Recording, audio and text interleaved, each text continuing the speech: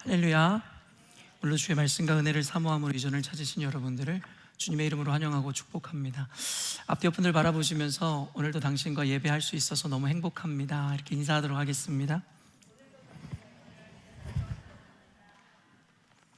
갈수록 우리 열린문교회 성도들 간의 사랑과 그 신뢰가 더 깊어지는 요즘이지 않는가라는 생각을 해보게 됩니다. 지난주에 우리 또 추석 대명절을 맞이해서 교회 안에서 특별한 이벤트를 가졌더랬는데요, 진짜 모두가 참여한 이들마다 행복하고 너무나도 감사한 시간이었다라는 고백을 들으면서 우리 열린문교회가 참 아름다운 교회다라는 생각을 해보게 되었습니다. 아까 우리 광고 영상에도 보았는데 그 BGM으로 깔렸던 그 아리아리랑을 또 우리 교회 또 신화자매가 불렀다는 거 여러분 아시죠? 저도 사실은 너무나 깜짝 놀랐던 것 같아요. 혹시나 해서 그냥 할 수 있냐 그랬더니 진짜 저렇게 잘하는 사람인 줄 몰라가지고 그리고 또 우리 호윤이랑 우리 선우 또 댄스 여러분 쇼츠로 올라간 거 보셨나요? 우리 열린문교회 영상 최초로 4,000회를 돌파한 최초의 영상이 되었는데 어찌 그렇게 끼가 많은지 모르겠어요. 그리고 선명히 그 마지막 피날레까지, 그 바이올린 연주까지 너무 행복하고 정말 즐거운, 오히려 한국보다 더 추석같이 보냈다는 분들의 이야기까지 있을 정도로 아름다운 순간이었지 싶습니다. 아마 우리 열린문교회 양파 같은 교회여서 작은 공동체이지만 까면 깔수록 그 안에 보아와 같이 감춰준 분들이 더 많이 등장하지 않을까라는 생각을 해보게 됩니다. 우리 열린문교회 이벤트가요, 참여해 보신 분들은 이렇게 특별하다는 걸 다 알아요. 그냥 교회에서 하는 행사니까 그냥 그렇겠지 정도가 없습니다. 그래서 우리 교회는요, 이런 이벤트도 많은 교회이기에 앞으로 다가올 또 송구영신 예배 때 벌써 우리 컨셉을 다 잡아놨거든요. 그래서 여러분 즐거움으로 기쁨으로 참여할 수 있었으면 좋겠고, 우리 이종식 집사님 또 어머님도 또 우리 선미자매 어머님도 할 수만 있으시면 그때 오시면 아마 더 행복한 순간들 함께 누릴 수 있지 않을까라는 생각을 해보게 됩니다. 이렇게 하나 되는 공동체, 주님 앞에 더 깊어가는 공동체, 우리 열린문교회여서 너무 감사하다는 생각을 합니다. 우리 이 마음으로 다시 한번 옆 사람들 바라보시면서 주님의 이름으로 사랑합니다 이렇게 인사하겠습니다. 오늘은 본문 말씀 통해서 뼈에 새기고 가슴에 새겨라는 제목으로 하나님의 말씀 증거하려고 합니다. 저도 이런 말로 성월교회 시작을 하고 싶진 않은데요, 참 우리는 어려운 시간을 보내고 있습니다. 사실 종종 우리 성도님들과 개인적으로 대화할 시간이 있어서 대화를 하다 보면 그들의 삶 가운데 크고 작은 어떤 어려움들에 대한 이야기를 들으면서 이 시대와 맞물려서 참 어려운 순간들을 우리 성도들이 맞이했다라는 생각을 해보게 됩니다. 요즘에는 이와 이 맥을 같이 하여 제가 이 경제나 사회, 정치에 대해서 좀 관심을 많이 갖고 그와 같은 컨텐츠에 대해서 많이 시청하는 편이고 또 공부하는 편인데요, 그도 그럴 수밖에 없는 것이 결국에는 그와 같은 이들이 이룬 이 세상, 이 시대를 살아가는 게 우리 열린문교회 성도들이고, 또한 그 열린문교회 성도들이 바로 우리 열린문교회이기에 제가 관심을 갖지 않을 수가 없는 것이죠. 그러다 보니까 요즘에 뉴스라든가 사회 이와 같은 소식들을 들어보면 조금도 장밋빛 미래에 대한 긍정적인 이 희망 섞인 소식들이 들려오고 있지를 않습니다. 심지어는 저같이 짧은 삶을 살아왔었던 이의 경제적인 어려움 하면 떠오르는 건 1997년도에 IMF 외환 위기인 것이고, 그리고 그 이후에는 2008년도에 리먼 브라더스 여러분 아시겠지만 금융위기가 터졌죠. 그리고 여러분 2019년에는 모두가 알고 있는 팬데믹 코로나가 터짐으로 말미암아 극심한 경제적 위기가, 침체가 이 세상 가운데, 시대 가운데 임했다라는 걸 여러분 알죠.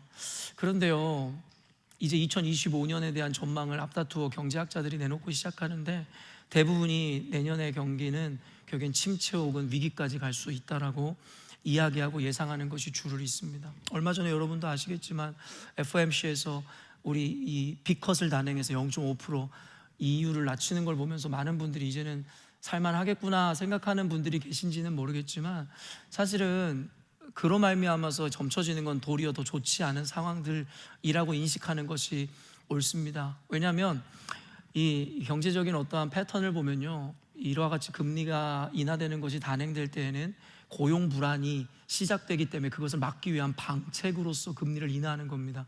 또한 경제 침체가 올 것이기에 미리 앞다투어 이와 같이 금리 인하를 함으로 말미암아 앞으로 도래하게 될 경제 침체를 방어하고자 하는 것입니다. 그런 의미는 어떤 이들은 이제 이율이 낮아지니까 조금 살만하겠구나 생각하실지 모르겠지만 앞으로 그와 같은 위기가 앞으로 크게 다가올 것이다라는 것에 대한 예상이라고 여러분이 인식하셔도 무리가 없을 것 같습니다. 이와 같이 이야기하는 건 단순히 어떤 이들의 의견이나 개인적 소견이 아닙니다. 늘 여러분에게 이야기하지만 역사는 반복됩니다. 시대는 반복되죠. 그와 같은 패턴 안에서 생각해 보면 경제도 패턴적으로 계속 반복되어 왔습니다. 우리가 잘 알고 있죠. 아까도 얘기했지만 제 연소한 나이, 그 짧은 피리어드를 살아왔기 때문에 제가 기억나는 것은 1997년 IMF, 제가 고등학교 1학년 때 일이거든요. 그 어떤 외환 위기지만 아마 저보다 더 오랜 세월을 살아오신 분들은 그 이전에 있었던 여러 가지 경제적 위기나 어려움들에 대해서 잘 알고 계실 것입니다. 약 10년 안팎의 단위로 여러분 계속 반복되어지는 이와 같은 일일진데요, 2025년도 아마 이와 같은 어려움이 있을 것이라는 예상이 줄을 잇더라는 것이죠. 다시 한번 이야기하지만 제가 이와 같은 것에 관심을 갖는 이유는 단순합니다. 이와 같은 시대에 우리 열린문교회 성도들이 살아갈 것이고, 또한 그 열린문교회 성도들이 바로 우리 열린문교회 자체이기에 제가 관심을 갖지 않을 수가 없죠. 그러다 보니 요즘에 설교가 대부분 다 이와 같은 어려운 시기에 대한 반복되어지는 역사의 패턴에 대한 이야기들이 많은 것 같습니다. 근데 어떤 이들은 이와 같은 이야기를 할 때에 목사님이 개인적으로 보는 어떤 컨텐츠들이라든가 어떤 목사님의 이 개인적인 소견 내지는 기호에 반영된 설교 아니냐라는 이야기를 하실지도 모르겠지만, 여러분, 저는 제가 관심을 갖고 주목하는 것 자체도 여간일로 예산일로 여기지 않습니다. 하나님께서 왜 내 눈을, 내 관심을 그곳 가운데 집중시키는지에 대해서도 저는 관심을 갖습니다. 저를 아시는 분은 아시겠지만 저는 공부를 좋아하거나 연구하는 것을 좋아하는 사람이 아닙니다. 특별히 정치, 경제, 사회에 대해서 관심을 가질 류의 부류의 사람이 아닙니다. 제가 도리어 이와 같은 것에 관심을 갖는 것이 기이하고 이상한 겁니다. 저는 도리어 제 손으로, 제 힘으로 어찌할 수 없는 것에 대해 관심을 갖지 않기로 작정한 사람입니다. 이 시대의 흐름이요, 제가 어떻게 바꿀 수 있는 문제가 아닙니다. 그럼에도 불구하고 하나님이 제 눈을 여시고 저에게 이와 같은 것에 관심을 갖게 하시면 우리 열린문교회 성도들에게, 이 시대를 살아가는 이들에게 전해야 되는 메시지가 있습니다라고 저는 믿고 여러분에게 메시지를 준비하여 설교하는 것임을 여러분 이해하시기를 바랍니다. 우리는 늘 반복되는 역사를 지나왔다는 것, 요 근래 계속 여러분들에게 반복해서 이야기합니다. 그렇기 때문에 어쩌면 이와 같은 반복으로 인해서 우리에게 언제 어려움이 올지에 대해서 우리는 다 예상할 수 있었던 일이라고 생각하시면 됩니다. 갑자기 어떠한 이율이 오르거나 이자가 떨어지거나 고용 불안이 오거나 경기가 침체되는 것은 갑자기 오는 게 아닙니다. 이미 모든 학자들이나 경제에 관심 있는 자들은 이와 같은 패턴을 이미 알고 있죠. 누가 돈을 버냐고요?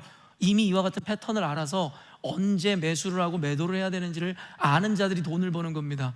근데 일반 우리와 같이 그냥 이와 같은 것이 우연이고 해프닝이고 그저 재수가 없고 재수가 있는 정도로 인식하는 자들은 이런 그와 같은 시대의 흐름과 패턴 안에서 돈을 벌 수가 없는 것이 그렇다라는 것이죠. 여러분, 그렇기 때문에 우리는요, 이와 같은 역사와 경제적인 패턴과 반복을 보며 우리는 신앙인으로서도 깨달아야 하는 것이 있습니다. 오늘 그와 같은 관점에서 여러분들에게 이 시대를 이기고 견디는 그 은혜에 대해서 함께 나누게 될 것인데요, 이와 같은 현실 가운데서도 최선을 다해서 살아가고 있을 여러분이기에 저는 날마다 여러분을 위해서 기도합니다. 그럼에도 불구하고 여러분, 신앙이 있지만 이와 같은 시대를 살아가며 마음이 버겁고 힘든 것도 사실이겠죠. 아까 일부 예배도 소개했지만 어제 소연이랑 제가 우리 청년과 이야기하면서 저도 이제 꼰대가 되어가는구나 라는 것을 생각한 것이 무엇이냐면, 소연이도 나름의 요즘에 아르바이트라든가 직장 문제로 힘들어하고 있고 재정적인 어려움이 있는데, 저는 그것에 대해서 같이 공감해 주기는 못하고, 야, 너는 아무것도 아니다, 너가 나중에 결혼해서 애를 가져봐라, 경제의 고통의 크기가 비교할 수 없다, 이와 같은 말을 내뱉었습니다. 집에 와서 생각해 보니 내가 그렇게 싫어했던 꼰대의 모습을 내가 지금 갖춰가고 있구나. 나 때는, 나는 말이야. 결국에는 여러분, 고통이라는 것은 비교 불가합니다. 각자가 가지고 있는 고통이 그냥 그 고통 그 자체이죠. 어른이라고 해서 고통의 크기가 크고 청년이라고 해서 고통의 크기가 작은 것이 아닙니다. 각자가 가지고 있는 상황과 환경과 각자의 입장에서 최고의 고통이죠. 그런 의미에서 우리는 자기 입장으로 남에 대해서 함부로 판단하거나 이야기해서는 안 됩니다. 그저 우리는 그 사람이 느끼고 있을 그 고통에 공감해주면 될 뿐입니다. 우리 아이들에 대한 인사이트도 마찬가지입니다. 우리 어른들은 어른들의 입장에서 아이들이 어떤 것으로 인해서 고통당하는 것에 대해서 쉽게 판단하고 가르치려 드는 경향이 있습니다. 우리 아이가 갖고 있는 고통은 단순합니다. 그냥 내일 발표가 있거나 숙제를 내야 되는데 그 듀데이시 다가오면 우리 아이는 극심한 스트레스를 받더라고요. 여러분, 우리가 볼 때는 저게 뭐라고, 아무것도 아닌 것 가지고 저런다라고 생각할지 모르겠지만 우리 아이에게는 극심한 고통일 것입니다. 늘 이야기하지만 시민이나 시우리가 자판기 앞에서 여러분 그 캔 떨어지지 않는 걸 보면서, 아빠가 뽑아주지 않는 걸 보면서 그 아이가 느끼는 고통도 그 아이에게는 고통입니다. 그런 의미에서 서로의 고통에 대해서 자기의 잣대와 기준으로 평가하거나 판단하지 않으셨으면 좋겠습니다. 우리는 이제 공감이 필요합니다. 이 시대에 여러분 키워드는 공감입니다. 우리가 함께 공감해 주지 못한다면 교회 안에서도 그저 비난과 판단만 난무할 뿐 말 그대로 사랑의 공동체, 신뢰의 공동체가 될 수 없는 것이죠. 우리 성도 간에도 마찬가지입니다. 각자의 생활의 수준이 다를 것이고 기호와 성향이 다르고 인식이 다를 것이고 배움이 다를 것입니다.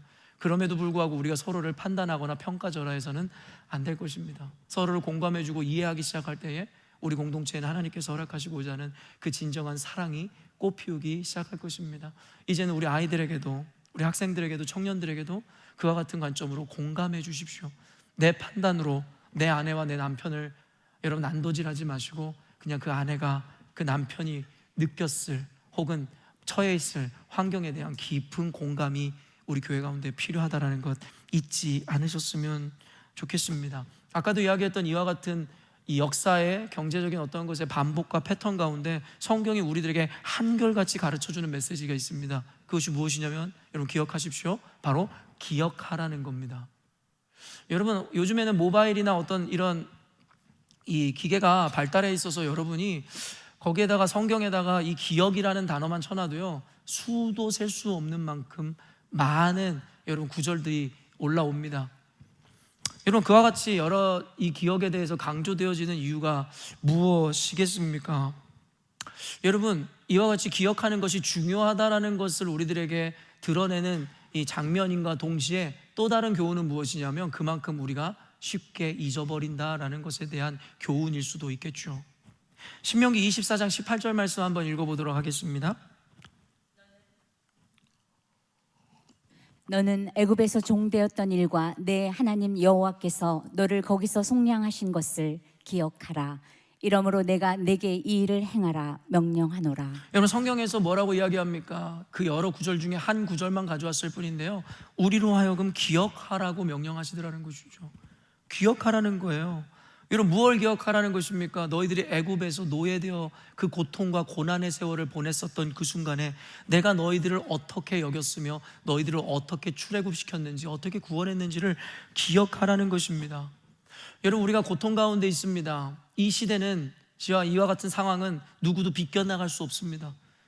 그와 같은 상황 가운데 우리 모두가 동일하게 느낄 수밖에 없는 순간이기 때문에 하나님께서는 그와 같은 고통을 호소하는 순간에도 하나님을 기억하라는 것입니다.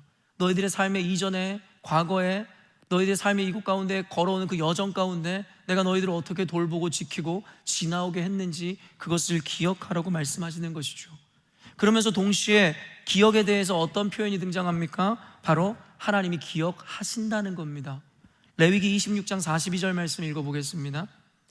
내가 야곱과 맺은 내 언약과 이삭과 맺은 내 언약을 기억하며 아브라함과 맺은 내 언약을 기억하고 그 땅을 기억하리라. 여러분, 성경에서 우리에게 주되게 던지는 메시지는 무엇이냐면 기억하라, 그리고 내가 기억한다입니다.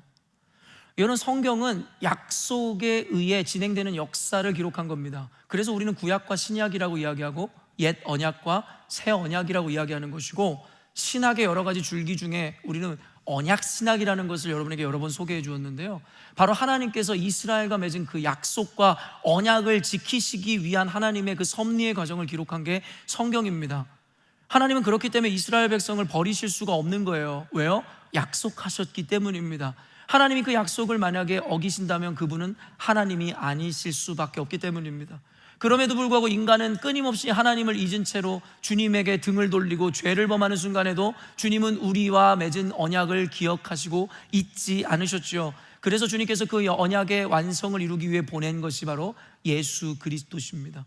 그 예수 그리스도를 통하여 우리에게 영원한 언약을, 깨어지지 않을 언약을 성취시켜 주셨고, 이젠 앞으로 돌아야 할 하나님의 나라에 대한 약속을 이뤄가는 과정 가운데 한 명이라도 더 살리기 위한 하나님의 그 역사와 그 섭리 가운데 우리는 살아가고 있는 것입니다. 그렇기 때문에 다시 한번 이야기하지만 성경에서 우리에게 주시는 메시지가 무엇이냐면 기억하라는 것이고, 그리고 하나님이 잊지 않고 기억하신다는 겁니다.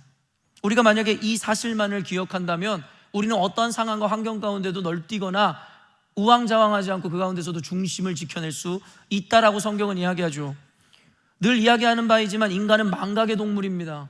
제가 이 망각이라는 단어를 여러분들에게 인용해서 여러분에게 설명하는 이유는, 다시 한번 이야기하자면 우리는 망각의 동물이기 때문에 제가 여러분에게 이 메시지를 전했다는 것조차도 망각하고 잊어버리기 때문입니다. 그래서 여러분에게 또 한번 주지시키는 것이 바로 인간이라는 존재는 망각의 동물이라는 것입니다. 그래서 쉽게 잊어버립니다. 근데 언젠가도 여러분에게 설교했듯이 망각에는 중의적인 의미를 갖고 있고 두 가지 양면성을 가지고 있다고 이야기했어요. 축복이 되는가 하면 저주가 될 수도 있다는 의미였습니다. 어떤 의미에서 축복입니까? 과거에 내가 받았던 상처, 내가 가졌던 트라우마, 내가 걸어왔었던 잊어버리고 싶은 추억들과 기억들, 우리는 이 망각이라는 선물로 인해서 그것에 대해서 기억하지 않고 그 상처와 트라우마로부터 벗어날 수 있는 은혜를 입게 되었죠. 그러나 여러분, 또 다른 의미에서 이와 같은 망각이 저주일 수도 있다는 것이 무엇입니까? 바로 잊지 말아야 하는 것조차도 잊어버리더라는 것이죠. 어쩌면 우리는 청개구리와 같이 잊어버려야 하는 것은 잊지 않고 트라우마로 남겨버리고, 결국에는 잊지 말아야 되는 것은 잊어버림으로 말미암아 배은 망덕한 삶을 살아가고 있음에 대한 어쩌면 또 다른 풍자이고 그거에 대한 메시지일 수도 있을지 모르겠습니다. 우리는 어떤 위기의 순간이나 상황 앞에서 지금까지 우리를 지켜주셨고 인도하신 그 하나님의 은혜를 쉽게 잊어버리는 자들입니다. 그래서 하나님께서는 늘 우리에게 말씀하시기를 기억하라는 겁니다. 기억하라는 겁니다. 어찌 보면 그렇게 어려운 겉면도 아니지 않습니까? 하나님께서 뭔가 새로운 것을 창조하여 만들어내거나 뭔가 복잡하고 어려운 논리라든가 원리를 풀어내라는 것도 아니잖아요. 그냥 기억하라는 거예요. 여러분, 그냥 기억하라는 거예요. 그게 뭐가 그렇게 어려운 것이기에 우리는 날마다 잊고 살아가냔 말입니다. 아까도 이야기했지만 세상에 존재하는 그 어떤 이들도 시대가, 그리고 세상이 주는 이와 같은 현실과 상황 가운데 그것을 비껴나갈 수 있는 존재는 없습니다. 역사의 반복과 순환 가운데 언젠가도 얘기했지만 우리는 그저 어떤 지점에 함께 공존하고 살아가는 것 뿐입니다. 그러나 이와 같은 인간의 실존적 한계에도 불구하고 우리 그리스도인들은 세상 사람들과 달라야 합니다. 누구도 비껴나갈 수 없는 어떤 순환의 지점 가운데 살아가고 있지만 하나님을 알지 못하는 자들과 하나님을 아는 자들의 삶과 태도는 전혀 달라야 합니다. 그것이 거룩입니다. 하나님께서는 성경을 통해서 그와 같은 상황 가운데 존재하는 우리에게 요구하시고 요청하시는 삶의 모습과 태도가 무엇라 이야기합니까? 바로 기뻐하고 즐거워해야 한다는 겁니다. 여러분, 기가 막힌 웅덩이와 수렁에 빠져서 우리의 힘으로는 도무지 빠져나올 수 없을 것 같은 위기 어려운 가운데 있는 우리들에게 하나님께서 구원해 주시겠다 말씀하심이 아니라 우리에게 그 가운데서 즐거워하고 기뻐하라고 가르치시는 것은 언뜻 우리들은 선뜻 이해가 되지 않는 하나님의 말씀인 것이죠. 그러나 근거 없이 우리에게 이와 같은 말씀을 하시는 것이 아니라 근거 있는 말씀으로 하나님께서 우리에게 기뻐하라 말씀하시는데요, 13절 말씀 한번 읽어보겠습니다.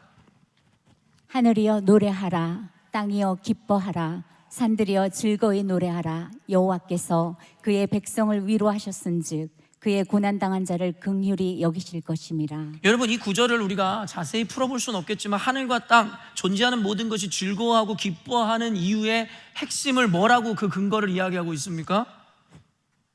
하나님께서 여러분 그 백성들의 고난과 문제 가운데서도 그들을 위로하시고 그들을 기억하셔서 그들에게 긍휼을 베푸실 것이기 때문에 너희들은 기뻐하라고 이야기하는 겁니다. 고난과 어려움이 없기 때문이 아니라 고난과 어려움 가운데 있는 너희들을 하나님께서 기억하시고 너희들을 긍휼히 여기실 것이기에 너희는 기뻐하고 즐거워하라고 성경에서 이야기하고 있다라는 것이죠.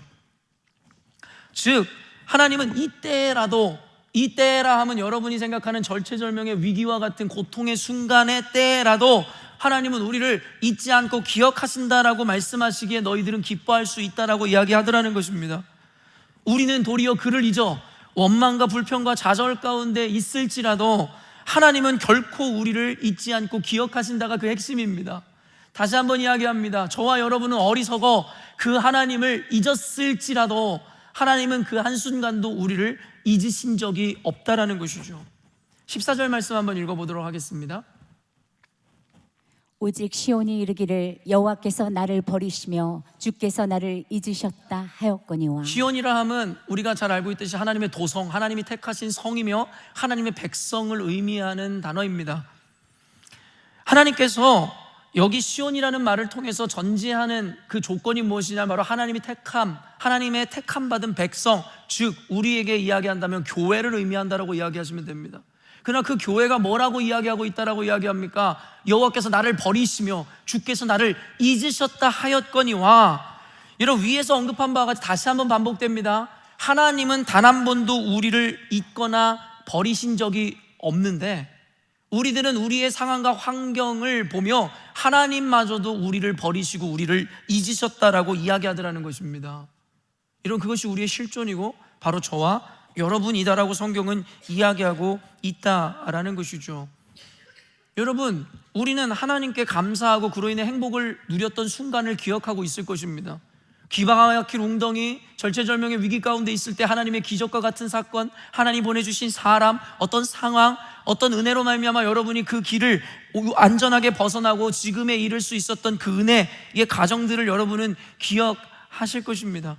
그러면서 여러분, 하나님의 도우심과 은혜가 있을 때마다 우리가 무엇을 고백하였나요? 감사와 찬양과 노래를 하나님께 올려드리며 하나님께 모든 것들이 하나님을 높이겠노라고 이야기하며, 실제로 어떤 이들은 하나님, 내가 이제는 앞으로 주를 위해 살겠습니다, 주님께 내가 이것도 드리고 저것도 드리겠노라고 서약을 하는 순간들이 분명히 있었을 것입니다. 전 여기 앉아 계시는 여러분 가운데 그와 같은 과정을 겪지 않은 분은 단 한 번도 없을 것이라고 확신합니다. 그리고 하나님 앞에 그때마다 감사를 고백했고 주를 위해 살겠노라, 주를 예배하겠노라 이야기했죠. 그러나 여러분, 그때와 상황이 뒤바뀐 지금 우리는 그 약속을 기억하고 있냐라는 것입니다. 여러분은 나이를 먹었고 가정이 생겼고 직장이 생겼고 시대가 달라진 지금 그때 하나님께 올려드렸던 그 고백을, 그 약속을 기억하고 있냐라는 거예요. 더 나아가 그때 누렸던 그 행복과 기쁨을 기억하고 있냐라는 것입니다. 도리어 더 나아가 우리는 어떻게 됩니까? 하나님이 우리를 버리셨다고 원망하기에 이르더라는 거예요. 여러분, 여기서 새벽에 나와 기도하며 아니면 하나 홀로 방에 있으며 여러분 하나님 앞에 이와 같은 원망 올려보지 않은 분 어디 있습니까? 그 위기 가운데 하나님 어찌 살아계시다면 나한테 이러실 수 있습니까? 또한 여러분, 악인들이 넘쳐나고 여러분 우리를 괴롭히는 이들이 등장할 때마다 하나님이 살아계시다면 어떻게 악인들에게 저와 같은 형통을 줄 수 있습니까? 하나님이 백성인 나에게, 하나님의 자녀인 나에게 어찌 이러실 수 있습니까? 라고 여러분 하나님 앞에 그와 같은 원망을 내뱉었던 적이 한두 번이었냐라고 여러분에게 묻고 있는 것입니다. 어떤 이들은 겸손과 거룩을 가장해서 입으로는 이와 같은 말을 내뱉지는 않았을지라도 표정과 언행과 우리들의 삶 혹은 우리들의 내면 안에서 하나님을 향한 원망과 그리고 그 하나님 앞에서의 어떠한 실망을 그대로 드러내지 않았냐라는 것입니다. 여러분, 우리들 안에 착각이 있어요. 소위 신앙이 있노라고 하는 이들, 자신이 성숙하다라고 착각하는 이들은 그저 하나님 앞에 이와 같은 말을 내뱉지 않음으로 말미암아 자신이 거룩하다라고 생각합니다. 자신은 그렇지 않다라고 생각합니다. 그렇지 않잖아요. 말하지 않았을 뿐 여러분의 마음은, 그로 말미암아 여러분의 삶은, 여러분의 표정은, 여러분의 언행은 전혀 여러분의 고백과는 반대의 모양을 보여주고 있지 않냐라는 거예요. 여러분, 하나님은 우리 중심을 보시는 하나님이십니다. 성경은 우리에게 사람은 속일 수 있을지언정 하나님을 속일 수 없다라고 이야기하고 있습니다. 근데 소위 신앙 좋다고 이야기하는 우리가 하나님 앞에 이와 같은 원망의 말을 쏟아내지 않는다고 하여 우리는 다를 것이다라고 생각하는 그 착각에서 먼저 벗어나라는 거예요. 여러분, 우리들의 내면이 하나님 앞에 진정으로 기뻐하고 감사할 때에 주님께서는 그것을 우리의 믿음으로 보시는 겁니다. 속은 그렇지 않으면서 율법에 갇혀서 기뻐해야지, 즐거워해야지, 좋아해야지, 그런다고 좋은 게 아니지 않습니까? 그렇다고 감사한 게 아니지 않습니까? 하나님은 우리의 내면을 보시는 하나님이십니다. 그러기 위해서는 그저 여러분 겉모습만 아닌 척, 율법에 빠져 그와 같이 괜찮은 척 할 것이 아니라 주님 앞에 우리의 내면을 완전히 온전케 바꿔낼 수 있어야 된다는 것입니다. 그것이 바로 하나님께서 우리에게 원하시는 성숙이고 믿음인 것이죠. 그래서 오늘 그 근거를 여러분들에게 계속해서 논리적으로 설명하고 있는 겁니다. 그런 우리에게 하나님께서 이렇게 말씀하십니다. 15절 말씀 읽어볼게요. 여인이 어찌 그 젖 먹는 자식을 잊겠으며 자기 태에서 난 아들을 긍휼히 여기지 않겠느냐. 그들은 혹시 잊을지라도 나는 너를 잊지 아니할 것이라. 여러분, 하나님께서는 도무지 하나님 당신의 마음을 알지 못하는 어리석은 저와 여러분 같은 백성을 위해서 하나님은 비유를 통해 하나님을 우리들에게 가르쳐 주기를 원하셨습니다. 그래서 하나님께서 자주 인용하시고 사용하시고 우리들에게 관용적으로 이해되어지는 비유가 무엇입니까? 바로 부모와 아들의 관계, 아버지와 아들 내지는 어미와 아들의 관계가 그것입니다. 늘 이야기하지만 이 비유라는 것은 수사법 중에 하나일 뿐입니다. 인간에게 하나님의 논리를 그리고 하나님의 마음을 가르치고 인지시키기 위한 하나의 수사법일 뿐이라는 거예요. 설득법이라는 겁니다. 저는 늘 여러분에게 이야기했지만 애초에 하나님과 예수님의 관계가 아버지와 아들의 관계다, 그런 거가 아니라고 생각합니다. 여러분, 하나님의 나라는 우리들의 차원과는 다른 곳이에요. 우리가 갖고 있는 관념이나 개념 따위가 있을 필요도 없고 존재하지 않을 겁니다. 그럼에도 불구하고 하나님은 아버지고 예수님을 독생자 예수라고 표현하는 이유가 무엇일까요? 바로 성경을 통해 아버지와 예수를 받아내야 되는 우리를 위한 배려이고 수사이며 바로 그것이 바로 비유법이라는 겁니다. 그래서 우리 인간에게 있어서 부모의 사랑만큼 숭고하고 위대한 것이 어디 있습니까? 사랑의 극치가 바로 부모의 사랑입니다. 연인의 사랑이요, 그 외에 어떤 것에 대한 사랑이요, 부모의 사랑에 비하면 비견할 수가 없는 것이죠. 그것을 알기 때문에 하나님께서는 아버지와 아들이라는 그 관계성을 통해서 우리 인간에게 그 하나님의 사랑을 극대화하여 인지할 수 있는 방법을 선택하셨다라는 겁니다. 그래서 오늘 이 비유를 통해서 우리가 하나님의 사랑을 의심하고 어찌하여 나를 버렸나이까 라고 이야기하는 어리석은 백성에게 내가 너희의 어미와 같고 너희는 나에게 젖을 빠는 아이와 같을진데 어떤 어미가 젖을 빠는 그 아이를 버릴 어미가 있냐라고 우리에게 반문하고 계시더라는 것이죠. 이 비유를 통해서 내가 그 어미이고 너희는 그 자녀다라고 우리들에게 비유를 통해 하나님이 전할 수 있는 최고의 비유와 언어로 그 사랑을, 그 극치를 우리들에게 가르치시기를 원하셨다라는 거예요. 그러나 이것만으로도 부족했는지 그 비유가 아니라 이제는 대조법이라는 또 다른 수사법을 통하여 우리들에게 그 사랑을 더 기억하고 인지시키려는 노력이 있습니다. 뭐라고 이야기합니까?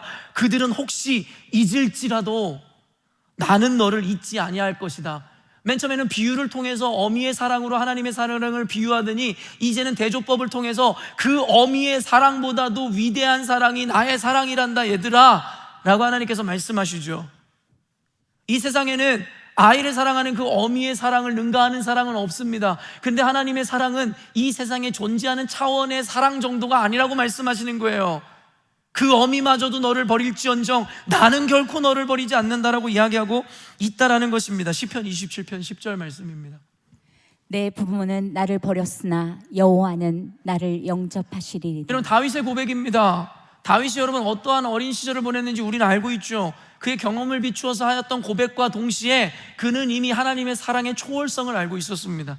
단순히 부모에 대한 원망을 담기 위해 시편 27편에 이와 같은 고백을 한 것이 아니라 하나님의 사랑은 인간의 언어로는 형용할 수 없는 그와 같은 사랑이라는 것을 다윗은 알고 있었기에 내 부모마저 나를 버렸으나 여호와는 나를 영접하시리라. 다윗은 이와 같은 고백을 통해서 하나님의 사랑의 위대하심을 노래하는 거죠. 사랑하는 성도 여러분, 자식 버리는 부모 없습니다. 자식을 버리는 부모는 부모가 애초에 아니었던 겁니다. 자식 버리는 부모는 없습니다. 그런데요, 우리가 그와 같은 사랑으로 자식들을 사랑한다면 만약 우리가 고난 가운데, 우리가 역경 가운데 있을 때 하나님마저도 나를 기억하지 아니하시고 나를 버리셨다라는 고백이 감히 나올 수 있냐라는 겁니다. 여러분은 그렇게 숭고한 사랑으로 자식들을 사랑하면서 그 하나님이 우리가 가장 절체절명의 위기 가운데 있을 때 나를 잊으셨을 것이다 라고 생각하는 것이 감히 어찌 우리의 고백일 수 있냐라는 말입니다. 여러분아, 여러분의 사랑이, 자녀를 향한 사랑이 하나님께서 우리를 사랑하는 사랑보다 더한 사랑이다라고 착각하고 계신 거 아닙니까? 어찌 감히 하나님 나를 버리십니까? 나를 잊으셨습니까? 라는 말이 여러분의 입술에서 나올 수 있냐는 말입니다. 여러분 자녀를 절대 버리지 않겠노라고 사랑한다고 이야기하면서 그 하나님의 사랑을 끊임없이 비하하는 것이 우리들의 불신앙적인 모습은 아니냐라는 것을 여러분들에게 이야기하고 있는 것입니다. 종종 여러분들이 오해하는 것이 있어요. 제가 여러분들에게 자녀를 좀 내려놓으라고 이야기하고 여러분에게 성공과 돈을 내려놓으라고 하면 여러분들이 이 말을 오해해서 자녀들을 방치하거나 버리라고 이야기하는 줄로 아는 것 같아요. 이제는 더 이상 돈을 벌지 말고 게으르게 살아도 된다라고 생각하는 것 같으시단 말입니다. 그러나 그 의미는 전혀 그것이 아니죠. 자녀를 내려놓으라는 것은 버리거나 방치하라는 것이 아니라 나보다 더 좋으신 참부모이신 하나님께 우리 자녀를 의탁드리고 맡기자는 이야기입니다. 돈을 내려놓으라는 이야기는 돈을 벌지 않고 게으르게 살아도 된다라는 이야기라는 것이 아니라 모든 것을 소유하신 하나님 앞에 우리들의 모든 것을 좀 의탁드리고 맡겨드리자, 우리의 염려와 근심마저도 맡겨드리자라는 이야기인 것입니다. 그러나 여러분 어떠십니까? 하나님이 나를 잊으신 것이 아니라, 하나님이 능력이 없으신 것이 아니라 내가 그 하나님을 잊어버렸고 내가 그 하나님의 전능하심에 대한 신뢰와 믿음이 없는 거잖아요. 아닙니까? 그러니까 우리는 이와 같은 절체절명의 위기에서도 하나님이 능히 우리를 건져내실 수 있는 분이라는 것을 신뢰하지 못하니 낙심하고 좌절하는 거 아니에요? 하다못해 경제학자들도 패턴이 있고 이와 같은 순환이 있다라고 이야기하며 그것을 공부하고 그것에 안심을 누립니다. 그런데 우리는 하나님의 역사를 통해서 하나님의 패턴을 알고 있으면서도, 하나님이 반드시 우리를 구원하신다는 것을 알고 있으면서도 어찌 불안하여 낙심하여 있습니까? 여러분, 어찌 우리가 그럴 수 있겠냐라는 거예요. 그러면서 하나님께서는 이 논리로도 충분한데 어떻게 우리를 사랑하셨는지에 대해서 가르치기 위해 또 다른 은유를 사용하시는데요, 16절 말씀 읽어볼게요. 내가 너를 내 손바닥에 새겼고 너의 성벽이 항상 내 앞에 있나니. 여러분, 여러분에게 이와 같은 본문으로 한 2번 정도 메시지를 미리 전했었던 것이 기억이 나요.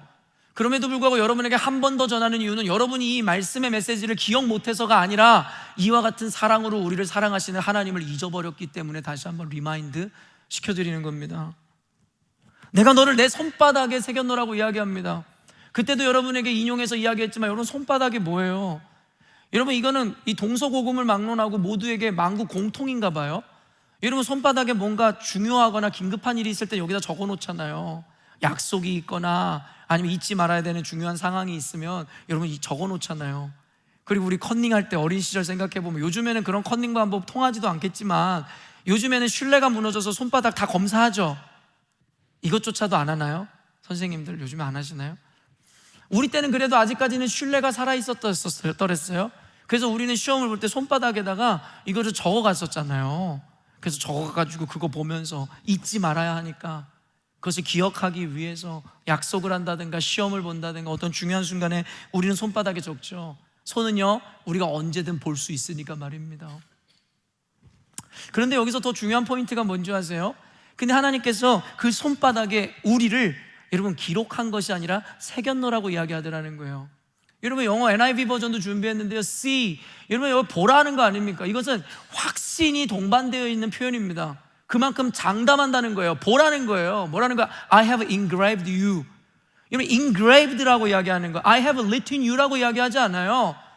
여러분, 어렸을 때 저는 그런 기억이 있는데, 컨닝할 때 손바닥에다가 여러분 열심히 뭔가를 적었더랬어요. 근데 선생님한테 걸릴까봐 여러분 손발에 땀이 나잖아요. 그랬더니 어때요? 적어놓은 게 지워지는 거죠. 기억하려고 했지만, 시험을 보고 컨닝하려고 했지만 사용할 수가 없었고 활용할 수 없었죠. 근데 여러분, 하나님께서 여러분을 I have engraved you라고 이야기하시더라는 거예요. 어디에다가? On the palms of my hands, 나의 손바닥에다가 너의 이름을 새겨놓았다라는 거예요. written 했다라는 게 아니라요. 여러분, 이 새긴다라는 건 engrave를 여러분이 영어 딕셔너리를 찾아보세요. 뭐라고 되어 있냐면요, 나무, 돌, 새 따위에 새기다라는 것이 바로 이 engrave의 이 딕셔너리 의미입니다. 여러분, 예전에 제가 이것도 인용했었지만 제 추억이 있어요. 산에 올라간다든가 돌바위에 오르면 여러분 어때요? 돌에 꼭 막 이렇게 사람들이 자기 이름이랑 누구 하트 이렇게 그려놓잖아요. 그걸 저는 어떻게 새겼는지도 너무나 궁금할 정도로 말입니다. 그게 돌에 파여요? 쇠에 새겨집니까? 근데 어떠한 열정이었는지 거기다가 그 이름을 적고 하트를 그리고, 여러분 그러다 보니 여러분 어때요? 잘못된 행위이지만 시간이 지나도 절대 지워지지가 않더라는 거죠. 그래서 예전에 언젠가 산에 올랐더니 내가 여기를 다녀왔다고, 자기가 다녀온 걸 왜 이렇게 기록하고 싶은지 모르겠는데 그게 보니까 1979년, 이런 수십 년 전에 자기가 기록해 놓은 것도 지워지지 않더라는 거죠. 비바람이 풍파가 몰아닥쳐도 그 바위에 새겨져 있는 건 지워지지 않더라는 거예요. 그런 하나님께서 오늘 저와 여러분에게 뭐라고 말씀하시는 줄 아세요? See, I have engraved you on the palms of my hands. 나의 손바닥에 너희들의 이름을, 너희를 새겨놓았다라는 거예요. 여러분, 이 의지가 하나님의 절절한 사랑이 느껴지시냐라는 거예요. 지면을 통해서 하나님께서 그 마음을 우리들에게 전할 수 있는 극치고 최고입니다. 어머니의 사랑, 그 어머니의 사랑보다도 내가 너희들을 더 사랑한다. 그리고 내가 너희들을 기억한다. 내가 손바닥에 항시 볼 수 있도록 너희들을 내 손바닥에 engraved, 새겨 놓았노라고 말씀하시더라는 거예요. 여러분, 그리고 그 뒤에 나오는 장면이 뭡니까? 너의 성벽이 항상 내 앞에 있나니. 여러분, 이 은유는 뭡니까? 너의 성벽이 항상 내 앞에 있나니. 여러분, 그냥 상상해 보세요. 눈을 감고라도. 여러분, 장엄하고 웅장한 성벽, 만리장성 전 가본 적 없는데 그 장성 앞에 여러분이 서 있다고 생각해 보세요. 여러분, 눈앞에 뭐가 보입니까? 그 성벽 외에는 보이는 게 없는 거예요. 압도당하고 그곳의 모든 시선을 빼앗기죠. 너희의 성벽이 내 옆에 있다는 게 뭔지 아세요? 내 눈은 너희들로 채워져 있다라고 이야기하는 거예요. 여러분, 하나님께서 이처럼 우리를 사랑하시고 우리를 이처럼 존귀히 여기시는데 어떻게 더 설명해줘야 여러분이 논리적으로 받아들이시겠어요? 어떻게 설명해줘야 여러분이 정말 깊이 하나님 아버지의 사랑을 받아들이시겠냐라는 것입니다. 여러분, 또 여기서 끝냈어도 충분한데요, 우리 하나님은요 또 논리적으로 우리에게 구체적으로 그 사랑을 분명하게 전해주고 계신데요. 17절 읽어볼게요. 내 자녀들은 빨리 걸으며 너를 헐며 너를 황폐하게 하던 자들은 너를 떠나가리라. 여러분, 내 자녀들은 빨리 걸으며, 여러분, 이 내 자녀들은 빨리 걸으며를 원문으로 히브리어를 직역하면요, 내 자녀들은 서두를 것이다 라는 의미입니다. 내 자녀들이 서두를 것이다. 이게 무슨 말인지, 뭘 서두른단 말인가 의아할 수도 있는데요, 여기서 보통 자녀들로 번역된 히브리어 단어는 바나이크라는 단어인데요, 이 단어는요 너의 아들들이라고 해석된과 동시에 중의적으로 너의 건축자들이라고도 해석이 가능합니다. 우리들은 히브리어를 모르기 때문에 이런 딕셔너리나 어떤 학자들의 것들을 통해서 알아야 되지만, 당시 여러분 히브리인들은 이 단어가 이 중의적인 의미를 갖고 있다는 것을 알고 있었을 거예요. 그렇기 때문에 이 단어를 사용하는 것은 아들들, 자녀들이라고 표현함과 동시에 건축자들이라는 의미를 갖고 있다는 것을 그들은 대번에 알 수 있었다라는 것이죠. 여러분, 그렇다면 우리가 이와 같은 의미에서 해석해보면 너희 건축자들은 서두를 것이다, 서두를 것이며, 이게 뭘 의미하는 것 같습니까? 지금 여러분, 그들 이스라엘 백성들은 어떤 상황 가운데 있어요? 포로 가운데 있습니다. 포로 가운데 가장 극심하고 어려운 절체절명의 위기 가운데 있는 겁니다. 근데 여러분, 하나님이 약속하신 70년이 이르렀을 때에 그들에겐 이제 포로 귀환이 이루어지게 되고 1, 2, 3차에 의해서 포로 귀환이 이루어지는데, 여러분, 그들이 한 일이 무엇이었어요? 성전을 짓고 느헤미야를 통해 성벽을 재건했던 일입니다. 여러분, 이제 해석이 되십니까? 너희들 자녀들은 빨리 걸으며, 또 다른 말로 너희 건축자들은 서두를 것이며, 이것이 무엇이냐면 너희들은 속히 돌아오게 될 것이고 다시 회복하게 될 것이고 너희들은 다시 너희들의 나라를 얻게 되리라 말씀하시더라는 것이죠. 바로 포로 귀환을 주님께서 허락하실 것이다라는 그 소망의 메시지를 전하고 있다라는 거예요. 그리고 또 뭐라고 이야기합니까? 너를 황폐하게 하던 자들은 너를 떠나가게 될 것이며, 너희를 괴롭히고 너희들에게 악행을 저질렀던 어떤 사람이라고도 이야기할 수 있겠지만, 너희들을 옥죄고 있었던 기가 막힌 웅덩이와 수랑과 같은 상황과 환경이 너희들에게 떠나갈 것이다라고 이야기하고 있더라는 것이죠. 여러분, 믿으십니까? 믿으십니까? 이것이 패턴입니다. 여러분, 성경의 역사를 보고 하나님의 역사를 보면 이것이 반복되어지는 사이클임을 우리는 모두 알고 있어요. 고난은 있을지언정, 좌절은 있을지언정 실패는 없습니다. 망하는 건 없어요. 하나님의 나라는, 하나님의 교회는, 하나님의 사람은 절대 실패하지 않습니다. 우리가 이 패턴만 알았노라면, 이 하나님에 대한 이 은혜와 사랑을 기억하였노라면, 과연 우리가 지금 이 상황과 시대가 어둡다 하여 절망하거나 좌절하거나 여러분 슬퍼할 이유가 있다라고 생각하십니까? 여러분, 세상의 경제적 원리도 그와 같이 반드시 돌고 돈다고 하는데, 여러분, 전능하신 하나님의 주권과 역사가, 하나님의 약속이 반드시 저와 여러분의 삶 가운데 이루어지지 않을 것이다라고 생각합니까? 여러분, 그와 같은 삶을 산다면 믿지 않는 것보다 더 큰 믿음을 갖고 있는 겁니다. 아니, 믿는 것보다 더 큰 믿음을 갖고 있다라고 이야기하는 게 맞겠죠. 포로 생활의 절체절명의 순간에 그들에게 이와 같이 약속을 하며 소망을 준 겁니다. 여러분이 알고 있는 표현 중에 이 또한 지나가리라, 이 표현 알고 계시죠?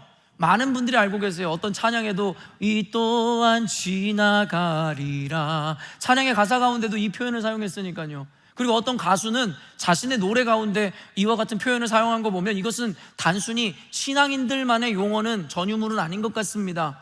그도 그럴 것이 언젠가 저도 오해했었어요. 이것이 성경 구절이고 성경 말씀인 줄 알고요. 그래서 예전에 이 말씀을 찾으려고 성경을 여러 번 뒤져봤었던 기억이 있습니다. 그러나 여러분들에게 다시 한번 말씀드리지만 성경에 이와 같은 표현은 없습니다.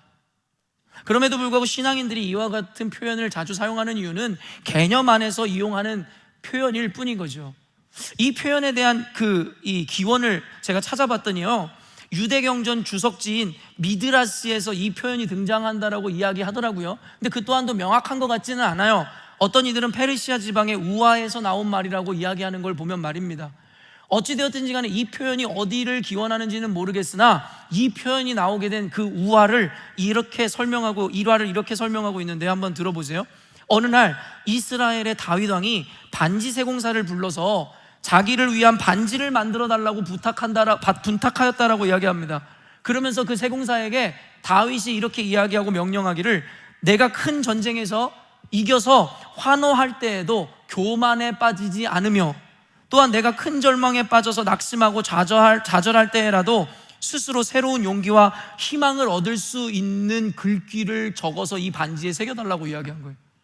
그러니까 여러분, 반지에는 얼마 빈 공간이 없어서 여러 가지 어떤 표현들을 담을 수도 없을 것인데, 자기가 전쟁에 임해서 큰 성공을 거뒀을 때도 교만에 빠지지 않으며, 그리고 자신이 실패와 좌절로 인해서 고통당하고 있을 때에 그가 소망을 얻을 수 있는 문구를 적어달라라는 그의 명령에, 여러분, 이 세공사는 몇 날 며칠을 고민하였다라는 거예요.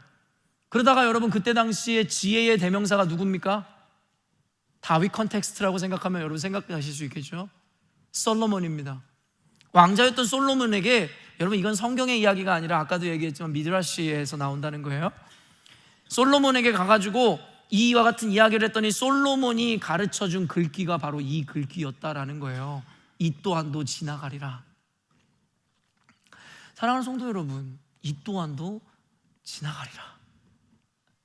여러분, 근데 여기서 기억해야 될 것이 있어요. 이 또한도 지나간다는 건 단순히 고통과 괴로움의 시간만 지나간다라고 이야기하는 의미가 아니었죠. 어떤 이들은 이런 설교를 하면 이런 이야기를 하는 분들이 있어요. 저는요, 지금 어렵지도 않고 힘들지도 않은데 목사님 왜 이렇게 염세적이고 부정적인 것 같은 이야기를 합니까? 저는 오히려 전화위복이 돼서 코로나가, 이 우크라이나 전쟁이, 이와 같은 시대가 나에게 더 많은 부와 돈을 가져다 줬는데요. 그런데 제가 그런 생각을 하는 분들에게 분명하게 예언 하나 할까요? 그 또한 지나갈 겁니다. 그 성공이, 그 영광이 영원할 거라고 착각하지 마십시오. 제가 아침을 깨우는 말씀에서도 얼마 전에 이와 같은 메시지를 전한 기억이 있는데요, 자신들의 환경과 상황에 좌지우지되는 어리석은 우리들은 한없이 잘 나가고 부와 명예가 있을 때에는 그 모든 것이 자신으로 말미암음인 줄로 알고 그 자신이 쌓은 공든탑은 무너지지 않을 것이다라고 착각하며 교만에 빠지기 일쑤죠. 그러나 솔로몬이 결국에는 이야기한 이 또한도 지나가리라, 그것은 다윗의 그 마음을 고스란히 담았다라고 이야기하는 거죠. 교만에 빠지지 않고 절망에 빠지지 않는 지혜를 담은 글귀, 이 또한도 지나가리라. 저는 여러분이 어떤 상황 가운데 있는지 저는 모릅니다. 그러나 이 개념을 잊지 마시고 기억하십시오. 여러분이 잘 나가고 부와 명예와 성공을 거두고 있고 절대 망할 것 같지 않은 순간에 있다 할지라도 그 또한도 지나갈 겁니다. 그리고 여러분이 절체절명의 위기가, 어려운 가운데, 극심한 고통 가운데 있다 할지라도 여러분 지나치게 낙심하지 마십시오. 다만 기억하십시오. 이 또한도 분명히 반드시 지나갑니다. 하나님은 결코 우리를 그렇게 내버려 두실 분이 아니시기 때문입니다. 사랑하는 성도 여러분, 결론을 맺도록 하겠습니다. 하나님께서는 저와 여러분을 자녀 삼으셨습니다. 자녀들이 아파하고 힘들어할 때에 그것을 모른 척하고 외면하는 부모는 없습니다. 그 하나님은 저와 여러분을 자녀 삼았을 뿐만 아니라 우리 육신의 부모보다도 더 비교할 수 없는 사랑으로 우리를 사랑하시고 우리를 회복시키시고 우리를 다시금 당신에게로 이끌어 오실 것이다 라고 말씀하셨습니다. 이것은 세상의 이치 내지는 진리입니다. 바뀌지 않는 사실입니다. 그 당연함을 다시 한번 우리들에게 설명해 드렸고, 제가 오늘 여러분에게 전해드린 이 설교가 대단한 것도 없고 대단할 것을 배울 것도 없었죠. 당연한 것이었으니까요. 그럼에도 불구하고 이 설교를 한 이유가 무엇입니까? 기억하라는 거예요. 제발 잊지 말고요, 하나님이 저와 여러분을 그렇게 존귀히 여기신다라는 것을 잊지 마시라는 거예요. 오늘 설교 제목으로 오늘 설교를 마치려고 합니다. 뼈에 새기고 가슴에 새겨. 이제 의미를 아시겠습니까? 여러분, 하나님께서 손바닥에 우리를 새기셨듯이 우리도 이제는 제발 하나님의 은혜를, 그 사랑을, 그의 역사를, 그의 진리를 뼈에 새기고 가슴에 새기자라는 거예요. 그냥 종이에 끄적끄적 적는 게 아니라 여러분, 새겨서 우리도 잊지 말자는 겁니다. 여러분, 각골난망이라는 사자성 아시죠? 은혜를 뼈에 새겨서 결코 잊지 않겠노라는 의지를 이야기하는 사자성 아닙니까? 우리도 이제는 하나님의 그 말씀과 은혜를 인스턴트식으로 받아들이지 말고 뼈에 새기고 가슴에 새겨서 어떤 상황과 환경과 순간이 올지라도 지나치게 들뜨거나 자랑하거나 교만에 빠지지도 않으며, 우리가 절망과 절체절명의 위기와 어려움의 순간에 왔다 할지라도 그것으로 인해서 지나치게 절망하거나 낙심하지 않으므로, 데살로니가서에서 이야기하는 바와 같이 항상 기뻐하고 쉬지 말고 기도하며 이런 범사에 감사하는, 그로 말미암아 저와 여러분을 향한 하나님의 뜻을 어느 때에든 이루어드리는 하나님의 거룩한 백성이 되기를 원하는 마음으로 오늘의 말씀을 여러분들에게 증거합니다. 사랑하는 성도 여러분, 언젠가도 여러분에게 예를 들었지만 같은 어둠 가운데 물에 잠겨있는 그 쥐를 연구하며, 여러분 그 어둠 가운데 빛 한 줄기만 비춰줘도 여러분 그 쥐가 그 옆에 어둠 가운데 있는 쥐보다 여러분 비교할 수 없을 정도로 오래 견디고 버텼다라는 실험 결과를 이야기했습니다. 여기서 핵심이 무엇입니까? 환경은 똑같은데요,